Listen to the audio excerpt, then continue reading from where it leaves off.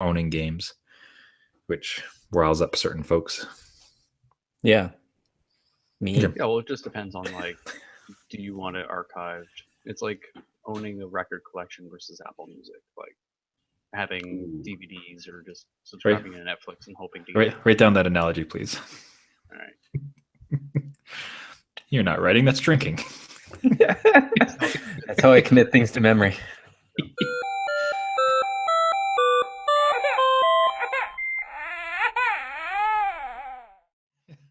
Okay, we'll dive on in. The adult beverages are poured, the kids are asleep. Welcome to New Dad Gaming, a show about fatherhood, gaming, and new fathers figuring out their gaming lives. My name is Trevor, and I have a 1.5-year-old. My name is Gavin, and I have a 1.5-year-old. And I'm Jeff. I have a 6.5-year-old and a 3.5-year-old. I'll go up by halves. 6.5. Yeah, it doesn't sound right. Go 6. All right, 6-year-old. Like you committing to the halves, but not too great. If one gets it, the other one gets it. You have to be equal. Okay. There you go. That. So as soon as he's 4, you're like, okay, neither of you get halves. Yeah, that's it. Full numbers. Gentlemen, how was your week in fatherhood and gaming?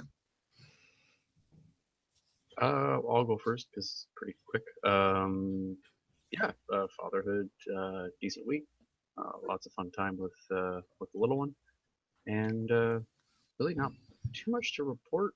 She's starting to babble a little bit more, a couple words here and there, so that's been good. She played with some bingo dabbers at the play center. That was fun. Of course, I decided to put her in a white sweater that day, so that was a little nerve-wracking. But she survived. That sounds terrifying. Jeez. That was fine. Okay. Can't speak to the other kids, but she's fine. No, they're the other kids. They're probably still purple. And then let's see here. As far as gaming goes, playing some Tomb Raider. Getting my way through Rise of the Tomb Raider, which is very enjoyable. I really like it. There are times where I kind of like it a little bit more than Uncharted. But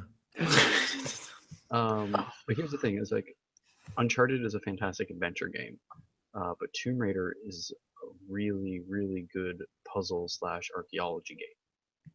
There's things in its mechanics that make it feel like you're more invested in the history, and like, not that Nathan isn't, but like Laura just has this sort of way about her now that really sells it, especially with the mechanic of having to like learn languages and level up your knowledge of those languages. I just think that's a really fun mechanic. But yeah, I'm playing a bit of that, and I picked up another copy because I already had it for Xbox, but I'm like, I want to play it again, and I don't want to dig the Xbox out of storage.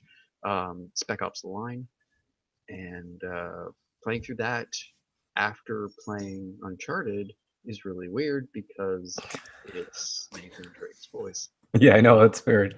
So it was because like when I first played. Wait, Nathan, that voice actor's in both of those?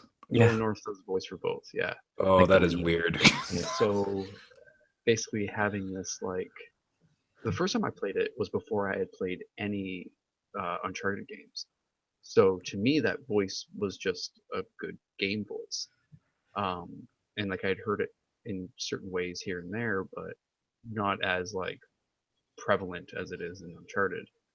But then after playing Uncharted and hearing just like hours and hours and hours of that voice, now going back in and replaying Spec Ops, it's like it's so hard not to hear Nathan Drake. Hardcore military shooter Nathan Drake. Yeah. But what's kind of odd is like so far he seems less violent. As like a Delta Force operative, like it's kind of But yeah, so that's sort of the combination of dad and gaming. Jeff, yourself? Well, nuts to parenthood. I bought Horizon Zero Dawn. I think my kids are home. That's fine. Yeah, Listen about this game. We took the kids. Daddy bought a new game, so I don't know Going with to the weather and grandparents. stuff. Yeah, it's kids were pretty quiet this week, But Or no, you just Horizon. didn't hear them. Yeah, no, I locked myself in the game. Yeah. No, I bought that game again with a gift card because I'm not paying $80 for a new game ever. So it was I haven't bought a new game, I guess, since Uncharted 4. So it's been a while, maybe a year, I guess, and a bit.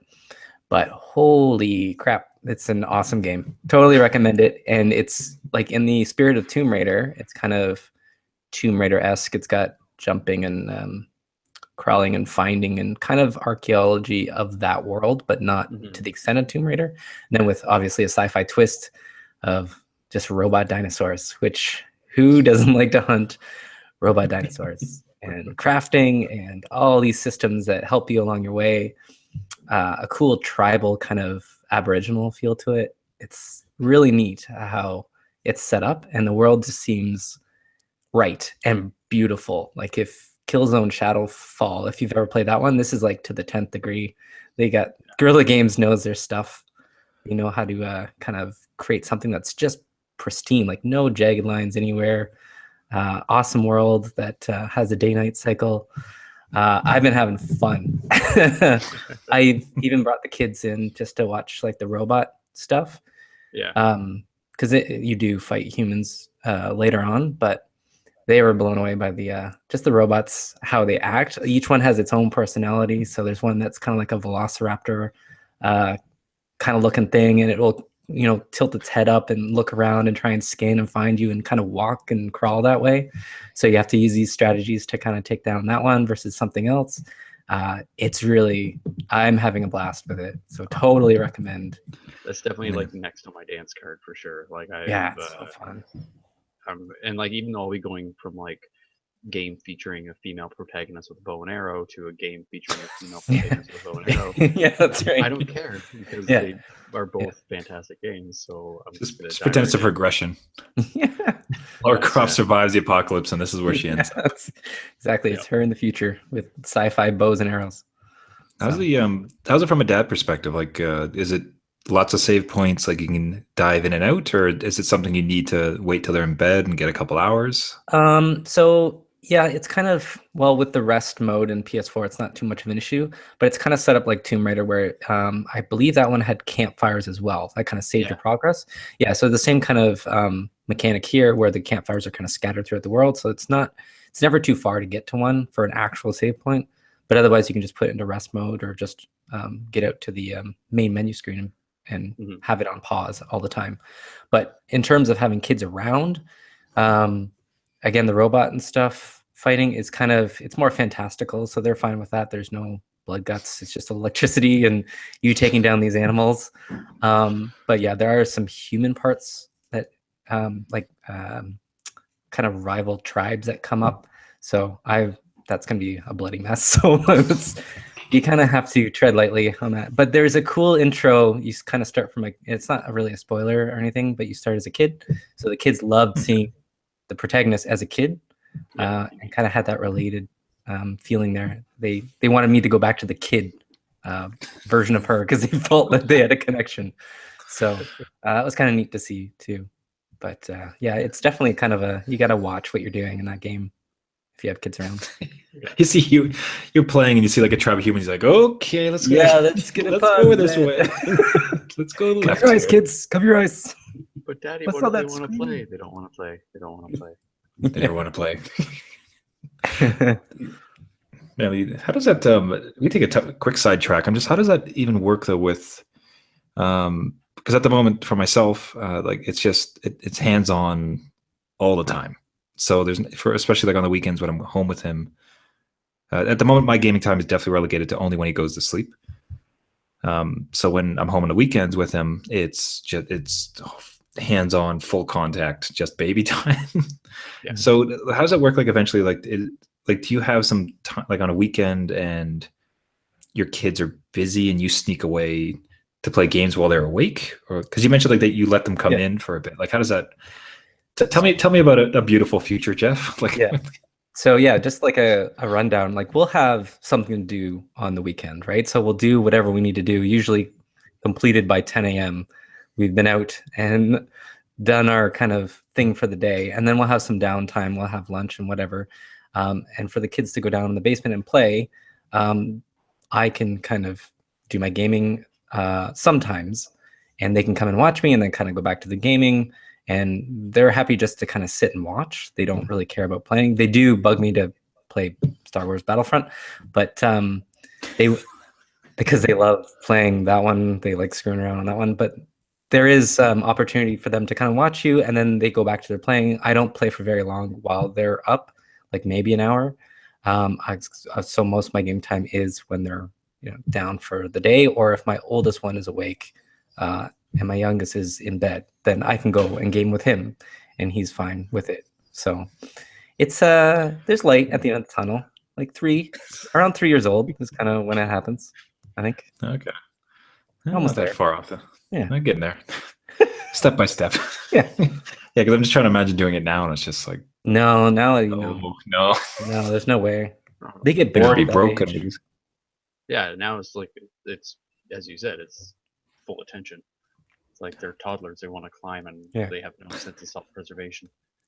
So it's like that's her job. They're conscious, but I actually kind of really dig the gaming while she's asleep because like it's very uninterrupted. Nobody's talking to me. Like I can very much just be like, yes, it's a shorter duration of time than like let's say, or like not as much shorter duration, but not as much as like let's say with you, Jeff, like you're able to pepper in a few extra hours through the course of a weekend by having your kids around while you're playing. But to have that ability, it's like I know she's down for a good couple of hours, and pending any emergency wake ups or anything like that, I have a couple hours to myself uninterrupted where I just put my feet up and enjoy some gaming. So I kind of dig the nap time game because it's sort of like, okay, I get some like full on like daddy daughter time, and that's great. We have lots of fun. We play, and chase her around and make sure she doesn't hurl herself off the furniture, and then she wears herself out. And like it's like she had my full attention, and I've just tuckered her right out, and now she's exhausted and just curls up and sleeps like a champ. And then I'm like, all right, cool. You're sleeping. I'm gonna play for a bit. Although sometimes it ends up being like half of her nap time I play, and the other half I'm like, daddy's gonna have a nap now. That's right.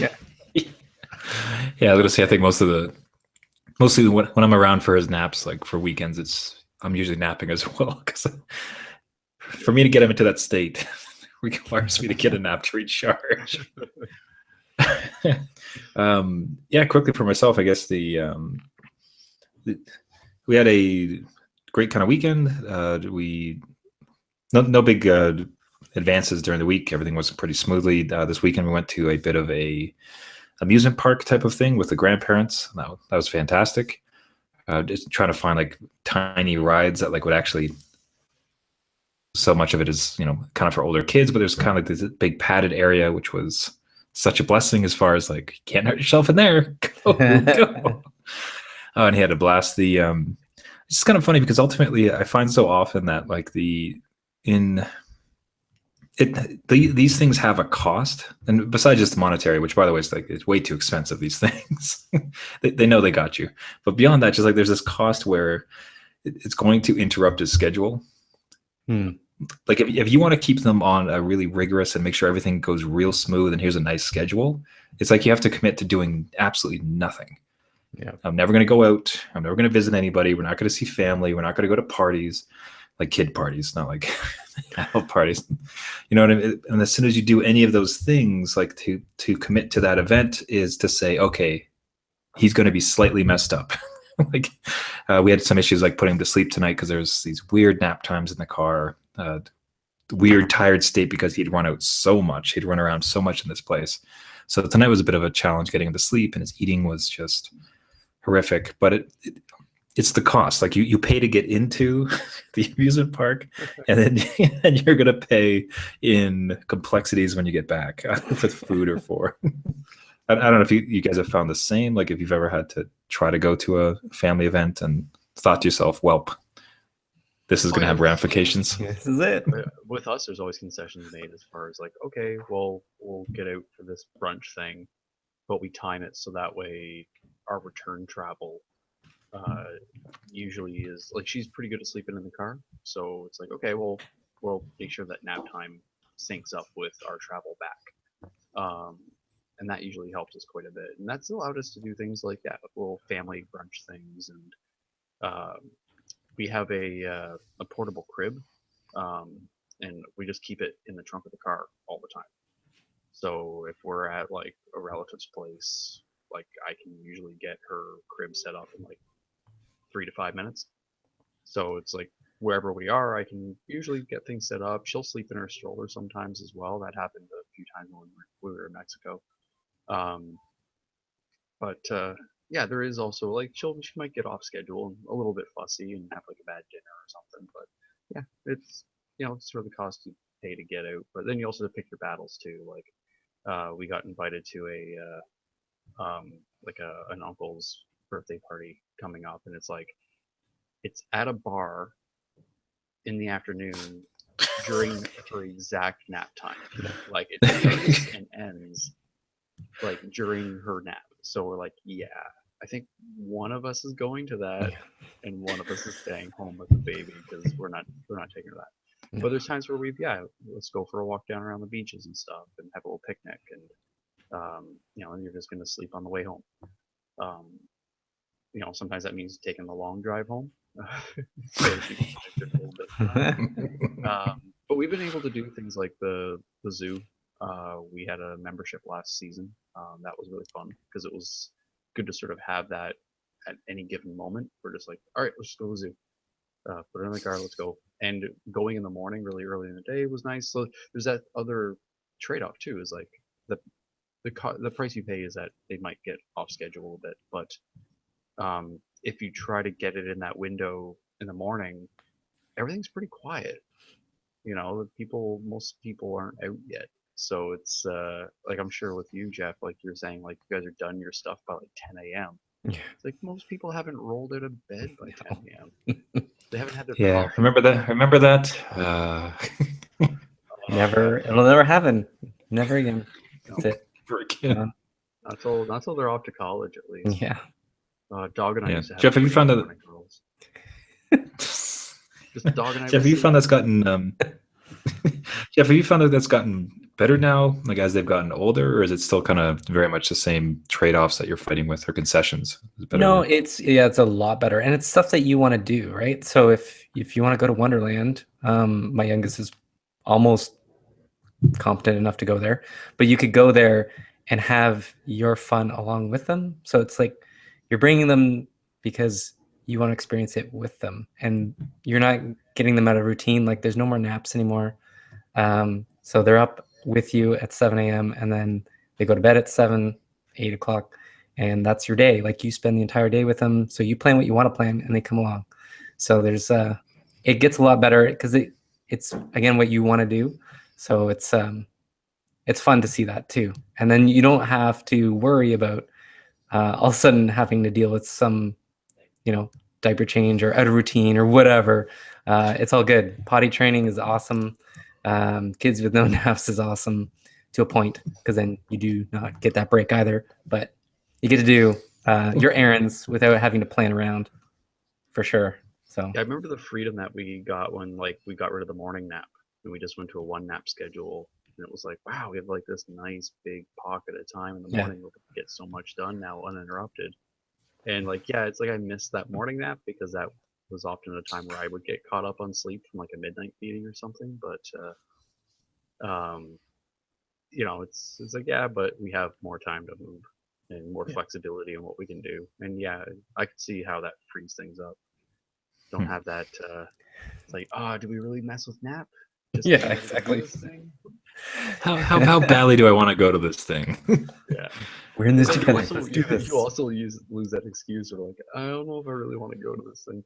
Yeah, sorry guys, we just it's lost. I totally want to, but babies. Oh, naps, my nap. Aren't your kids in college? Well, any moment. Routine still there. Sorry. It's like a phantom limb syndrome. It's like a phantom nap, Yeah. Let's check it out. Oh, the great. So the topic that we thought was kind of interesting, especially from kind of a dad and a new accessibility to a bunch of games that dads perhaps don't have a lot of time to play, would be the Xbox service that was announced this week, which was the rental service.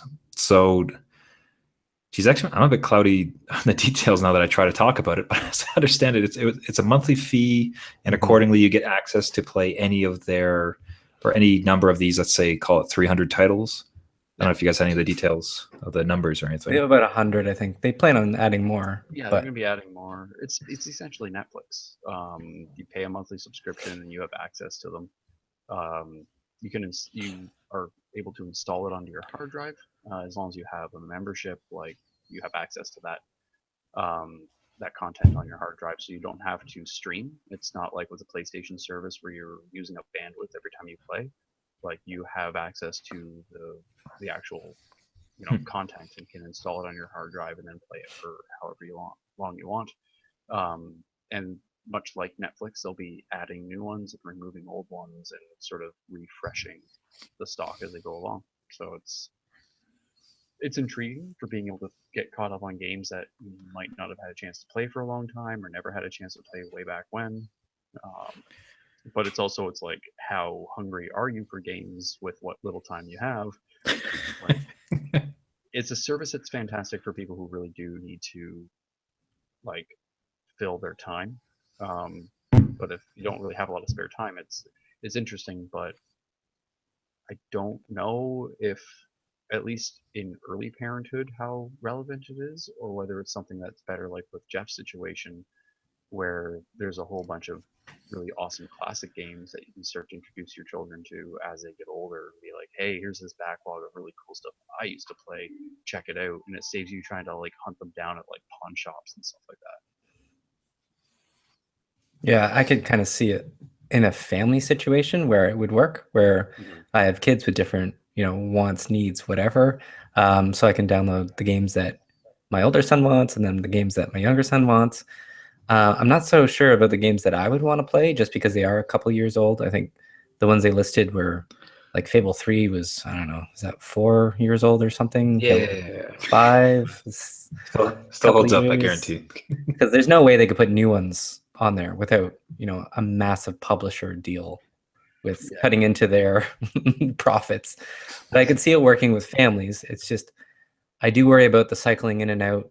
If you do have a game, I guess you have the opportunity to buy it too at a discount. But yeah, they have that aspect too, where it's like you can digital download, purchase ownership of it, like in perpetuity, as much as that even exists for digital. But yeah, it's not like, because I know like with Netflix, I'll have like on my list, my ever-growing, never-shrinking list. Yeah. There will often be ones that like, honestly, I swear most leave the list due to just expiration, than leave the list because I want to. But yeah, I remember like a few where it's just like, oh, they stopped licensing that one. It really sucks. Especially, what was it? Well, one Christmas they got rid of Scrooged like 3 weeks before Christmas. That's ridiculous. They got rid of my favorite Christmas movie right before Christmas. It's like, yeah, well, humbug to you too. I was gonna say, it's kind of. Would you call that irony? Like that's just like that's pretty Scrooge-esque. That's yeah, pretty that perfect. is a good. Yeah, like, did it on purpose. Yeah. Yeah, I think it's interesting. Yeah, I think if you had older kids or like a household of people who were playing games, it could be interesting. As a father, like none of us have a short list of games that we need to get to. Like, oh God, if only we had more games to play. Like, God, there's too many. So that's certainly not our problem. Like an insatiable teenager in your house, and they just chewed through whatever games you shoveled at them. Exactly. This service would be great. Here you go. Here you go. Like, Keep going. this is just for like a gamer who just can't get enough. And I think those, like, I am, I feel satisfied with what gaming I have, what games I currently have on the go. It makes me less sort of like, I don't get super excited about new consoles. Like, I'm more able to just be like, well, I got lots to keep me busy and entertained right now, so I can kind of sit back and see like where the dust settles on this new stuff. and see whether it is for me or whether it might not be for me. It's not whether or not the stuff is good or bad, but it's more figuring out like, is it a fit for me, and having that ability to be like, yeah, well, I'm plenty entertained right now. I got lots to keep me happy. Um, so I'm just gonna hang back and wait. So I think because of that, like a service where it's like all you can eat, it's like I'm good. You know, it's like when you're a teenager, and like an all you can eat buffet was like a challenge. You're like, yeah, okay, let's do this. But then like when you get to be an adult, you're like, I'm great if I can just get a burger. I might get fries. I don't know. Like I don't need to eat all I can eat because I'm happy with the portion size I have here. Remember that was the that was an accident. We stopped going. My wife and I stopped going to all you can eat because we had a disconnection around the challenge of it. Well, and it's because she would have like one plate. I'm like, no, that's not the point. She's like, oh, she's like, I like the variety, but you know, I'm not going to overstuff myself. I like the variety, and I can choose. I was like, no, this is a challenge. Double it. This is how many plates. We take how full angry advantage.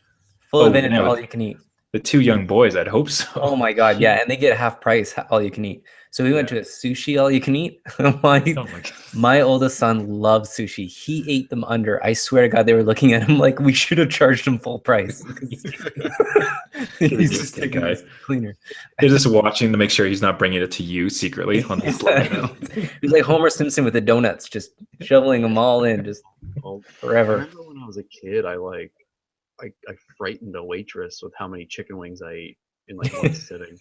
It was like this little chicken wing shop in my hometown, and when she was just like, she just looked at the stack of bones in front of me, just like, what? More. And my dad was just like, nope, that was him. Yeah, exactly. That's my boy. Here. Yeah. I think chicken wings. What's interesting that I have a certain appetite for rentals because I'm even thinking with Doom, which I have not been playing a lot of, like very little time for anything lately. But even with that, like it kind of feels like a rental to me. Like I want to go through it, absolutely loving it. It seems fantastic, but I certainly wouldn't have wanted to pay full price for it. Like it's just it's really that, especially like $80, $100 for these things. So like your new purchases really need to be limited because of the price of the things. But you want to get in. You want to have a game of it, and like the old mechanisms around being able to go to a store and rent something for a weekend or for a week to be able to beat it, feel satisfied, and return it. Yeah. I don't. Perhaps it was not sustainable. Like maybe that's actually not a model that gets enough money to publishers, and they can't. Yeah, I don't think it would. Like so, I want to be cognizant of that. It's not like I would like to, I would like you to bend your industry towards like my particular needs. But yeah, I'm curious if perhaps like if this thing can start to work and somehow be beneficial, if we could start to see.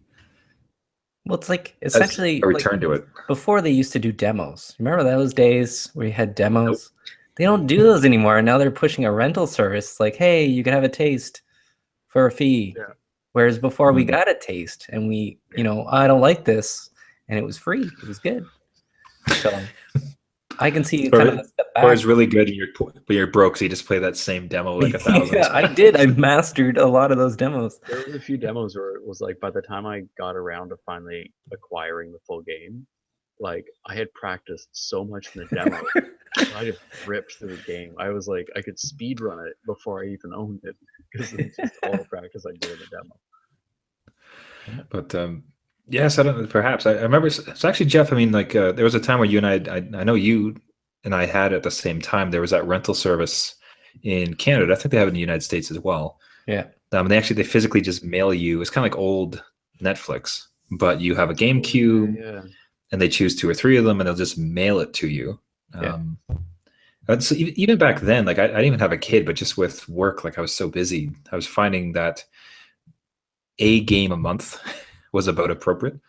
And the price, and it wasn't super cheap. I mean, let's call it $25 for that month. Yeah, it was. So you were paying $25 to rent the game for the month, and they wouldn't send you a new one until your monthly fee kept going. But they wouldn't send you a new one until you had returned the one you're on. Did you find that service, like, did you enjoy that service? Like, did that work for you? Did you find back then? It was kind of hit and miss. It would depend on the game, right? So I remember one was like Fallout New Vegas, which that did not work because No. a month with that, it was like scratching on the surface. But back then, yeah, it kind of was cool just because Blockbuster was under, like, I think they were almost out of business or on the Oh, I cusp. think they're long gone even then. No, yeah. So, but now that I've discovered the library has those games, I can just go get it for free. Like most games are there. It might not be Doom, but there are T-rated ones that are there and ones that my son could play or I could play, and that's free. So I like with these kind of services, I don't know. Everyone's kind of fighting for the same thing, and I think the developers will get involved at some point. I like, again, this service is a couple-year-old games. You're not going to get new ones added, so maybe that's the pull. That I think for the new games, what we might see is something more like with the new Hitman game. Yeah, episodic. Where it's like having it be episodic, or rather than investing a full $80 into a new release, you can sort of purchase it in chapters or acts. And like certain games lean really well towards that, like Hitman, because it's very much like each mission is its own self-contained thing. Something like Horizon Zero Dawn, not so much. It's an open world. It's about the expanse. So yeah, it's tough because there's something nice about a subscription base, but there's also something nice about having a library, and it's the difference between having a record collection or subscribing to Apple Music.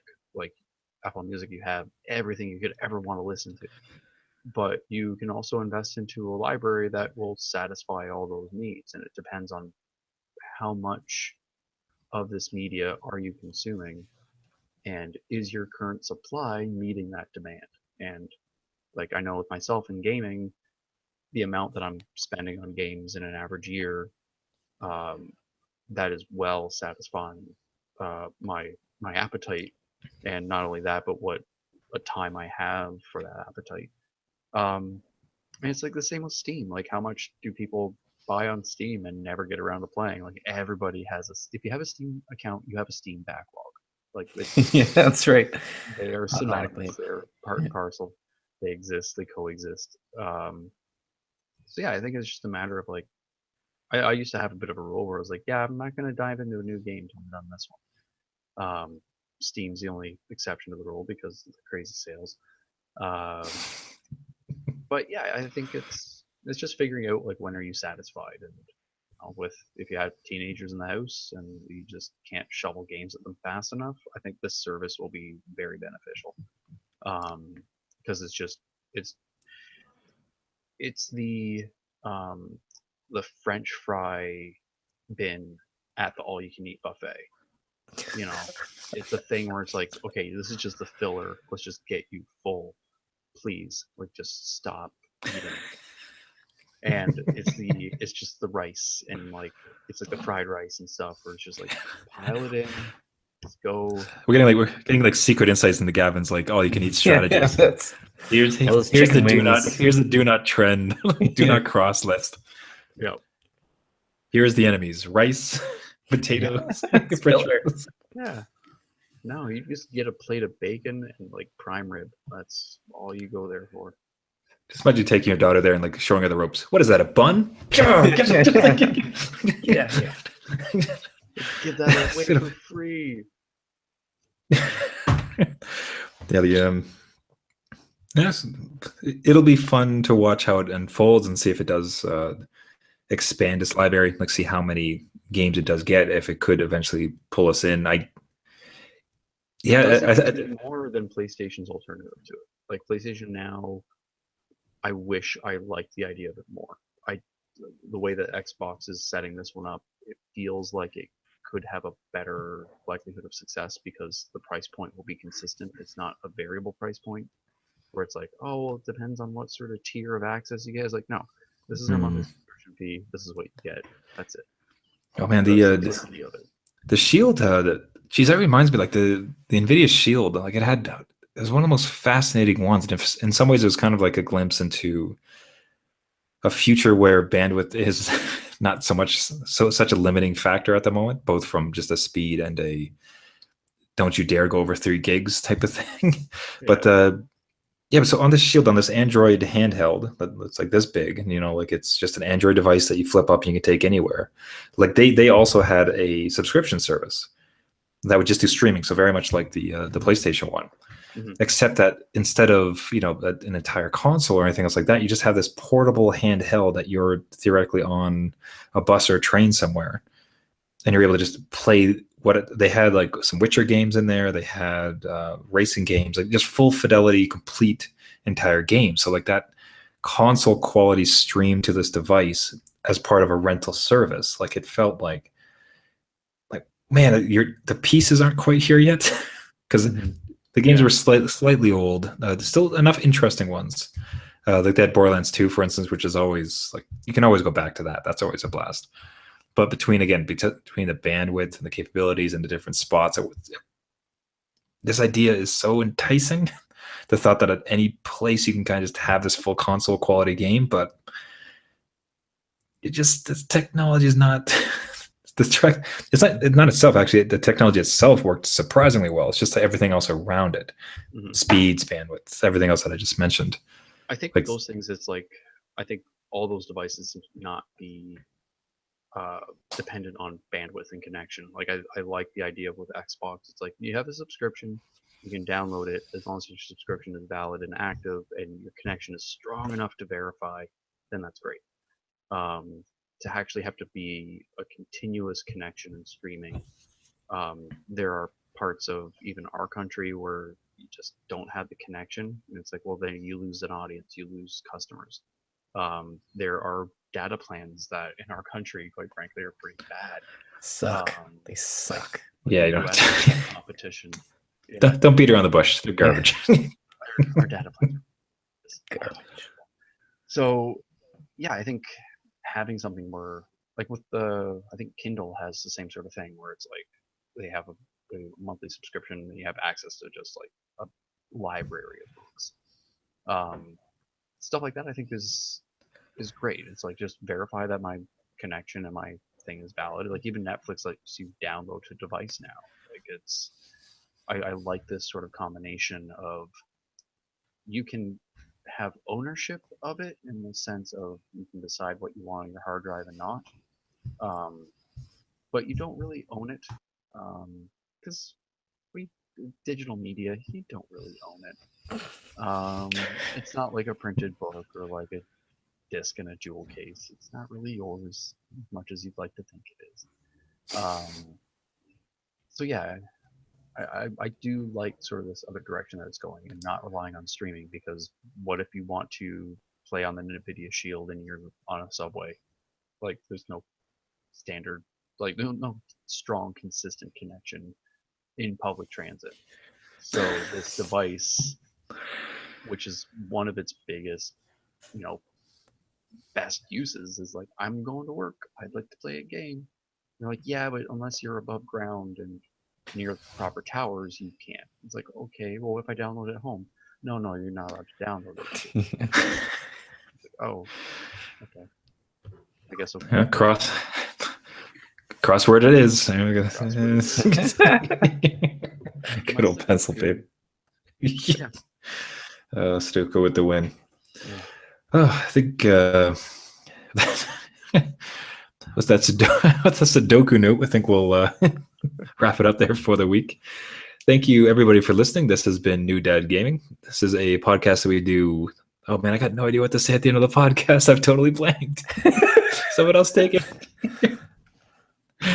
Oh, I never pay attention. I don't know what you say. It's the no. You just blank out. The glasses. Yeah, I gotta say, all of a sudden I just lost all my intellect. Fatherhood, gaming, and figuring out our gaming lives. Is that it? Is that how it goes? Man, at least come on. At least it's like written all over the place. How do you not know that one? That's insulting. Thank you, everybody, for listening. This has been New Dad Gaming. This is a weekly podcast that you can find on iTunes, Google Play, and any other podcasting service. If you have any questions, thoughts, or suggestions for show ideas, you can find us at our website at newdadgaming.com. You can also find us on Twitter and Facebook and everything else social. We'd love to hear from you, and thanks so much for listening. And please share it around for any new dad who might be gaming. That's not even how it normally goes. That was like an all you. It's so good. That was the all-you-can-eat buffet plate of usual sayings. Yeah. I walked up to the table that has all of the usual sayings, and I just plopped it on the plate. I tried to get through it. All the food. So I had to start writing this down. Oh, I'm gonna write this stuff down. My name is Trevor, and I have a 1.5-year-old. My name is Gavin, and I have a 1.5-year-old. And I'm Jeff. I have a 6-year-old and a 3.5-year-old. Trevor needs cue cards. That's what we've got. Especially now that he's got like crazy supervision. We gotta I gotta write it out. That's just, oh man, that's so bad. Bye everybody. See ya. Bye.